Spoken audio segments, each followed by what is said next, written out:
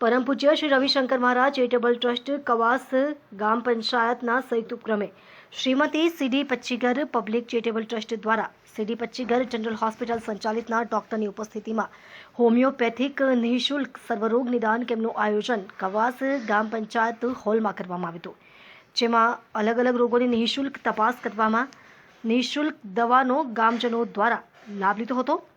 સમગ્ર હોમિયોપેથિક કેમ્પનું આયોજન અને ગામના માતા બહેનો વડીલો યુવાનોને કેમ્પનો લાભ લેવા પરમ પૂજ્ય શ્રી રવિશંકર મહારાજ ચેરિટેબલ ટ્રસ્ટ કવાસના પ્રમુખ શ્રી આસ્તિક પટેલે જહેમત ઉઠાવી હતી. સાથે ઉપસ્થિત કેમ્પમાં ગામના વડીલ આગેવાનો, ગામ પંચાયતોના પદાધિકારીઓ ઉપસ્થિત રહ્યા હતા. મોટી સંખ્યામાં ગ્રામજનોએ લાભ લેવા માટે પરમ પૂજ્ય શ્રી રવિશંકર મહારાજ ચેરિટેબલ ટ્રસ્ટ કવાસ સમસ્ત ગ્રામજનોનો આભાર વ્યક્ત કર્યો હતો. જી, આપનું નામ?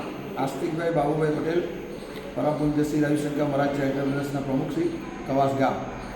આજનો શાનો કાર્યક્રમ રાખવામાં આવ્યો? આજરોજ કવાસ ગામે ગામ પંચાયતના હોલ પર હોમિયોપેથિક મફત તપાસ અને મફત દવાનું વિતરણનો લાભ લોકોને મળે તે માટે આજરોજ આયોજન કરેલ છે અને હાલ અત્યાર સુધીમાં સવારે 10 વાગે કેમ્પની શરૂઆત કરી દેવામાં આવી છે અને 50થી આસપાસ વધુ કવાસ ગામના માતા બહેનોએ એનો લાભ લઈ રહ્યા છે અને વધુમાં વધુ લોકો આ હોમિયોપેથિકની દવાનો અને હોમિયોપેથિક ઉપચારનો લાભ લેશો એવી અભ્યર્થના કરું છું.